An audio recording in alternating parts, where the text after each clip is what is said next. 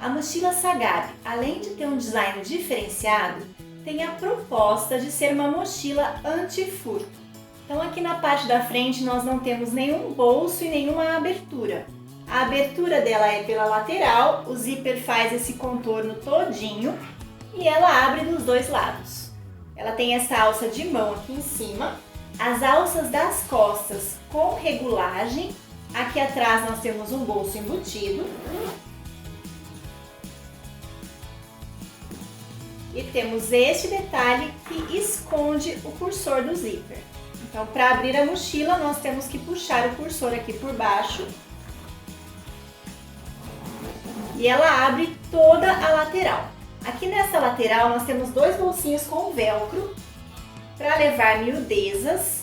Na outra lateral, nós temos um bolso com zíper e um bolso livre aqui atrás, que cabe o celular. Aqui por dentro, na parte da frente, nós temos um bolso com elástico. E aqui na parte das costas, nós temos duas cintas de elástico, que a gente pode levar o notebook, caderno universitário, o tablet, enfim, algum material que a gente não quer deixar solto dentro da mochila. Eu coloquei aqui o meu notebook de 14 polegadas, coube tranquilamente e ainda sobrou espaço.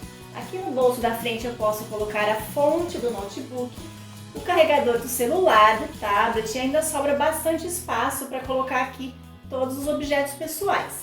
Então vem comigo fazer essa peça.